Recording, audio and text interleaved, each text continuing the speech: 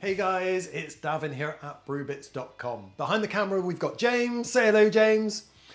So a neighbour of mine, I love my neighbours, I really do,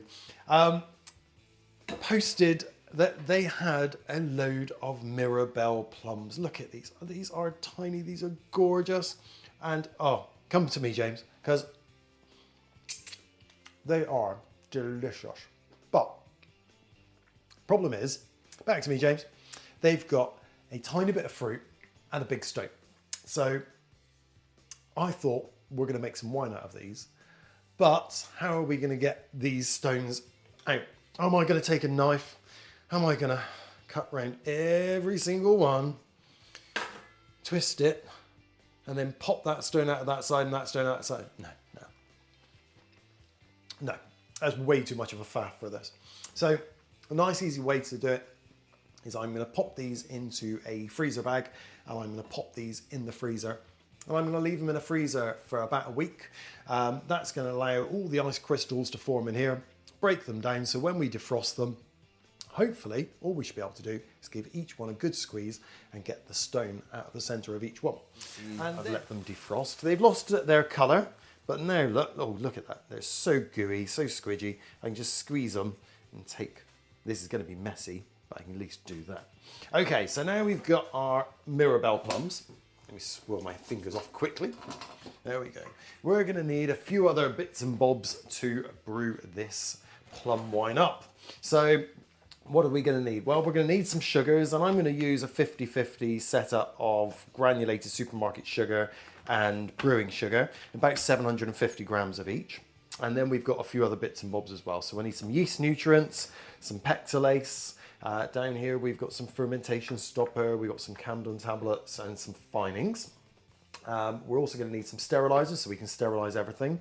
And we're also going to need some yeast. And here I'm using CY17 from Mangrove Jacks. And then we're going to need a bit of equipment to brew it all with. So I've got my brewing bucket, my demijohn, I've got all my usual things like my spoons, my siphons, hydrometers, trial jars, and then we've got this, which is a straining bag. And then of course we're going to need something to put it in. So I've got my bottles, corks, and I've got my corker as well. Right, now I've got everything together, I need to start squishing all those little stones out of my plums. It's a gooey job, but wow, this is a lot easier than trying to cut every single one open. Let me just squirt in there as a seed. Pop that in, one in there and one in there. Eee. Just going to take a little bit of time to do this. It takes a while, but you're then left with a load of stones and a load of gloopy, it looks like mango chutney, but it's plums, and they smell absolutely fantastic. The reason why we're doing this is because all these stones here, they've got a chemical in them that makes them taste of almonds. Won't go too much into that. But what I need to do now is I need 6 pints of boiling water, so I'm going to put my kettle on. The first thing I'm going to put into my bucket though, before I put the boiling water, is your 750 grams of supermarket sugar and 750 grams of brewing sugar. And that's basically because if you use all supermarket sugar, it can end up being quite sweet, the finished plum wine. But if you like that, fantastic. If not, then go for 50-50. If you like it even drier, then go all brewing sugar. Right, cool. That is the 6 pints in total. So get in there now with a spoon and mix it all around and make sure all that sugar is fully dissolved. Here's my straining bag that I have sterilized. I boiled it in some VWP solution for about a minute. I'm just trying to think how I can do this so I can best get it angled and on cam for you. But it's not going to happen, so it's just going to go like this now. So into the straining bag it goes. Look at that. Lovely. Okay, and I'm now going to tie the top of my straining bag into a little knot. And so this is going to act like a bit like a tea bag. Okay, and now into dripping like anything, into the boiling water. And this is going to make our lives so much easier when we come to remove it at the end. So we remove all the pulp and everything like that. This is a little bit too hot to do anything else with. So we need to let this cool down to 20 degrees C. Now I said earlier on we needed a thermometer. So on the side of my bucket here, I've got an LCD thermometer and it's telling me it's well over 38 degrees at the moment. So I'm going to let that cool down. As soon as it gets around about 20, then we can move on. It's taken a few hours, but the plums are now down to a good 20 degrees. So a couple of things I've got here. I've got some pectolase, lots of pectin in plums, and that will cause a hazy wine at the end. So I'm going to add in a couple of teaspoons to help break down that pectin, because there is a lot in plums, and that can cause it to be quite hazy. And then I'm also going to add a Camden tablet as well. The Camden tablet's just going to subdue any natural yeasts in there and stop it from the initial fermentation from occurring until we've added our yeast. So I've got a dessert spoon, another dessert spoon on top. Ooh, this one's quite hard. There we go. Pop that in. Just turn it into a powder. Okay, and these. We're going to give it a little stir, mix it all in. The Camden tablet's going to release off some sulfur dioxide, and that's going to create a little airspace over the top of it of sulfur dioxide, which is heavier than air, and that's going to protect it now from any nasties or anything like that until we add our yeast and get the carbonation going. So now we've added the pectolase and the Camden tablets, we need to leave this for 24 hours for it to get to work and do its thing. The plum wine has been sat now for 24 hours, allowing all the pectolase to do its thing. So now I'm going to add a couple more things. I'm going to add some yeast nutrient. This helps the yeast to multiply and also feed as efficiently as possible, giving them all the building blocks they need to be able to do that. And then we're going to add our yeast, CY17. Now it does contain some yeast nutrient, but I like to hit it with belt and braces. And this goes in as well, like so. And over here I've got my sterilised spoon. So I'm now going to give this a little stir in, mix up the bag of pulp with all the plums in. Make sure it's all lovely and flavoursome. Right, there we go. Now,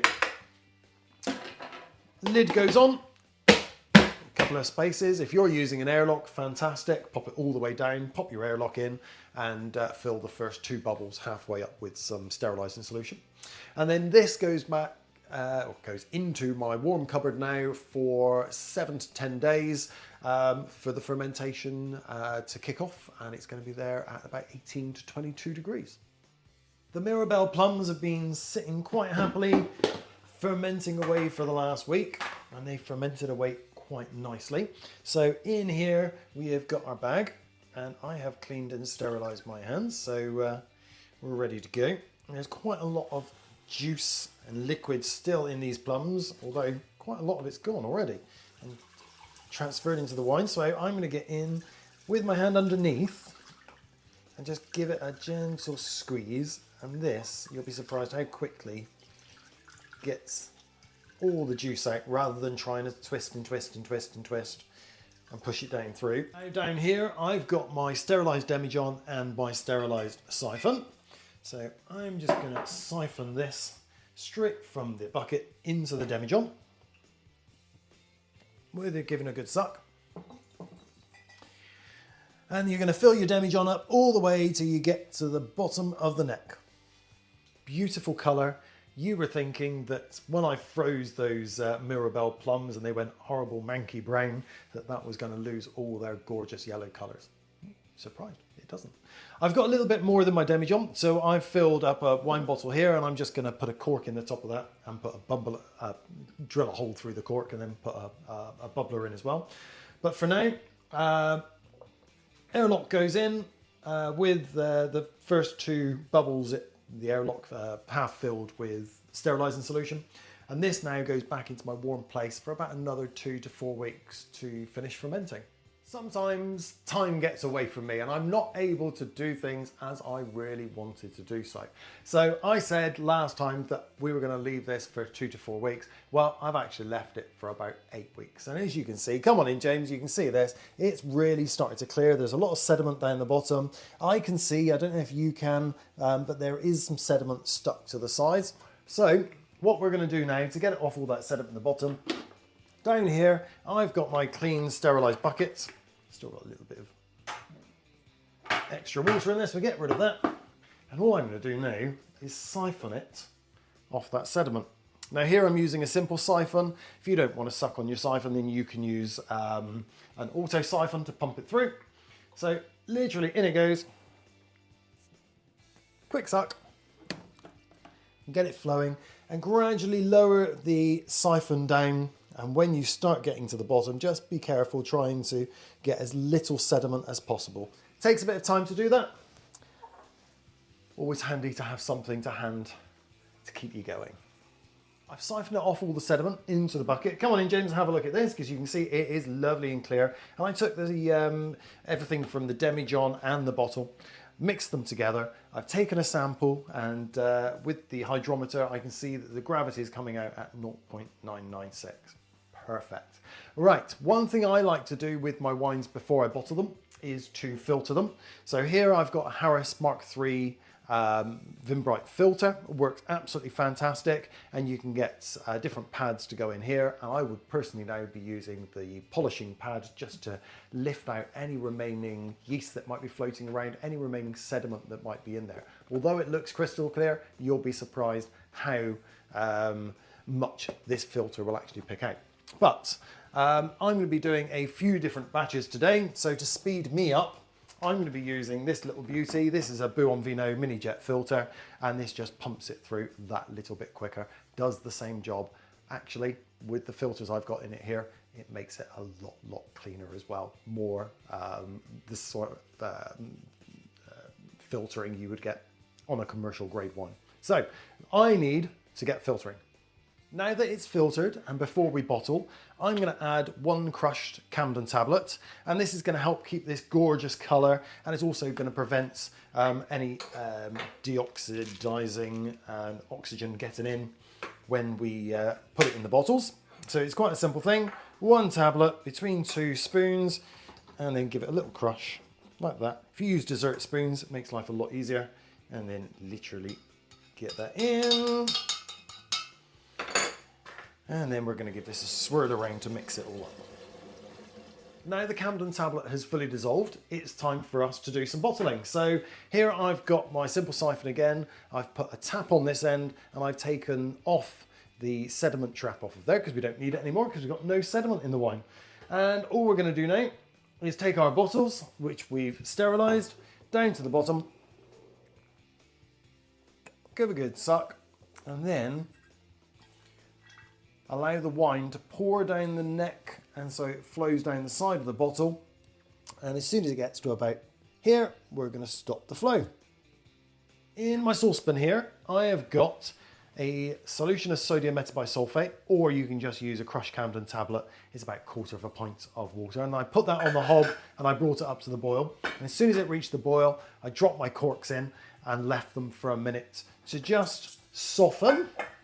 Okay, so here I've got my 2-handle corker, so I'm just going to pop my cork in there. Back to the down here, James, because all I'm going to do is pop my cork in, 2-handle corker in, and it's as easy as that to put your cork in the bottle. That's number 1 done. I've got 5 more to go. So there we go, that's the Mirabelle Plum wine finished. You can of course put a prettier label on this, and you can put a shrink cap on, but this now needs to be stood up for the next 48 hours for the cork to set into place, and then it needs to be led down somewhere nice and cool for it to bottle condition. The Mirabelle Plum, as it is in this state for me right now, it's actually really quite nice. So I might only lie it down for 2 to 3 months before I pop a bottle in the fridge and then pop one open to try it. 6 months is going to be fantastic. It's going to give a good little bit of extra full round flavour from the Mirabelle plums in the bottle. But there you go. If you've made it, or if you've got any questions or need any help, down in the comments below, ask away, and I'm more than happy to help. So there we go, Mirabelle plums, gorgeous little tiny things. I've had a sneaky taster and it does really still taste like the Mirabelle plums. It is a cracking little wine. So there you go. Feel free to make it and have a go yourself. But for now, cheers, happy brewing, and I will see you next time.